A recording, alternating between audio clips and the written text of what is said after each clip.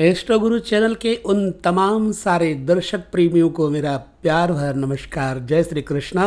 प्रिय दर्शकों, कब बनता है महापुरुष योग और योग कितने होते हैं, इन सभी बातों के बारे में आपको मैं पूरी जानकारी दूंगा। इस वीडियो को ध्यान से देखिएगा।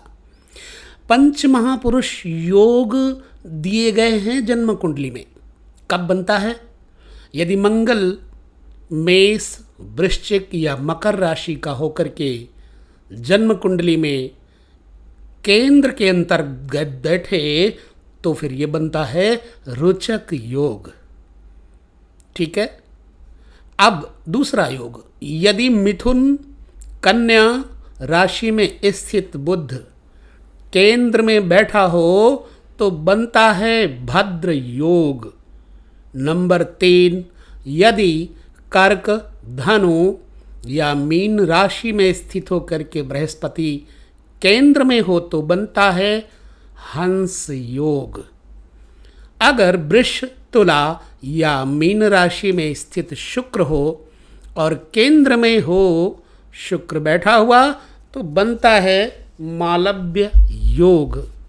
पांचवा योग, अगर तुला, मकर या कुंभ राशि में शनि बैठा हो और जन्म लगन से चौथे, सप्तम अथवा दशम, इन चारों स्थानों में किसी एक में एक स्थान पे बैठा हो तो बनता है शश योग।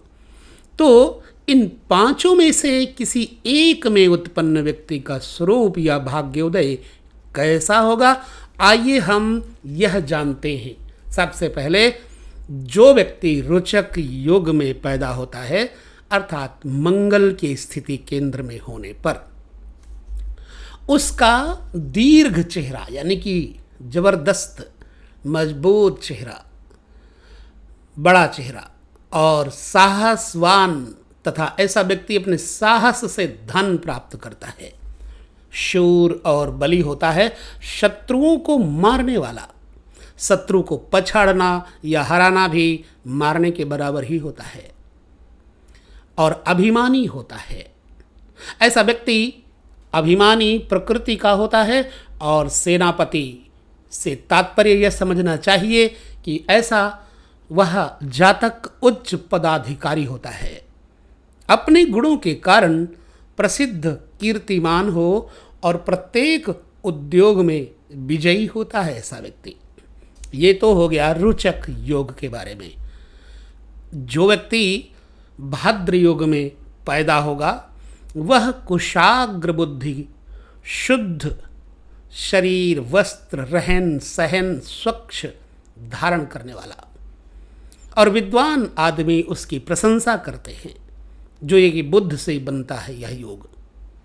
स्वभाव में भाषण देने में बहुत चतुर होता है ऐसा व्यक्ति जिसका भद्र योग होता है। ऐसा व्यक्ति अत्यंत वैभवशाली होता है और राजा उच्च पदाधिकारी होता है। तीसरा, जो हंस योग में उत्पन्न हो, जो कि गुरु के संयोग से बनता है। हंस योग में उत्पन्न हो जो जातक, उसके हाथ और पैरों में शंख, कमल, मछली और अंकुश के चिन्ह होते हैं ऐसे व्यक्ति के, और उसका शरीर दिखने में बहुत शुभ, सुंदर तथा सौम्य। ऐसा व्यक्ति उत्तम भोजन, अच्छा खान पान वाला होता है और सज्जन लोग उसकी प्रशंसा करते हैं। अब हम चलते हैं शुक्र से बनने वाले मालव्य योग के बारे में जानते हैं। जो व्यक्ति मालव्य योग में पैदा होता है वह धैर्यवान और पुष्ट अंग वाला होता है। अच्छे खान पान में, रहन सहन में रहने वाला, राजा की तरह, राजकुमार की तरह, विद्वान और प्रसन्न मुख, सदैव मुख में मुस्कुराहट रहती है। ऐसा व्यक्ति शांत चित्त तथा बेटा बेटियों से, स्त्रियों के सुख से युक्त होता है। सदैव बुद्धि को प्राप्त, यशस्वी और अच्छी सवारियों का, मोटर कार आदि का भोक्ता होता है। पांचवा योग शनि से बनने वाला शश योग। जो व्यक्ति शश योग में उत्पन्न होते हैं वे अत्यंत प्रभावशाली होते हैं। किसी ग्राम के मालिक हों या राजा, बहुत से मनुष्यों के स्वामी होते हैं ऐसे व्यक्ति। ग्राम पंचायत मुखिया या फिर आसपास का माना दाना श्रेष्ठ व्यक्ति, उच्च पदाधिकारी, आईएएस ऑफिसर, ऐसा व्यक्ति स्वयं बलवान होता है और उसकी मातहती में अच्छे अच्छे लोग काम करते हैं, उसके अंडर में रहने वाले बहुत सारे लोग काम करते हैं।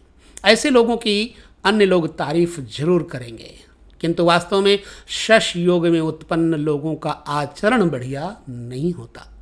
ऐसे व्यक्ति अन्य पुरुषों की स्त्रियों में आसक्त रहते हैं। ऐसे लोग धनी और सुखी होते हैं।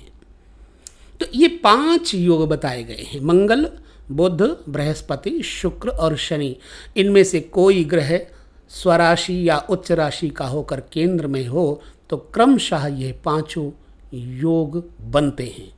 अब यहाँ ये बात ध्यान में रखनी चाहिए कि मंत्रेश्वर महाराज का कहना है कि अगर चंद्रमा लग्न से केंद्र में भी उपर्युक्त 5 ग्रहों में कोई स्वराशि या उच्च राशि का होकर चंद्र केंद्र में हो तो साम्राज्य और सिद्धि प्रदान करने वाला होता है।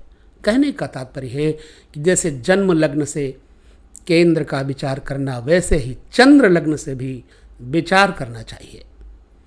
यदि कोई एक यह उपर्युक्त प्रकार से योग कारक हो तो मनुष्य भाग्यवान होता है। यदि 2 ग्रह योग बनावे तो राजा के समान होता है और 3 ग्रह योग बनावे तो राजा ही होता है।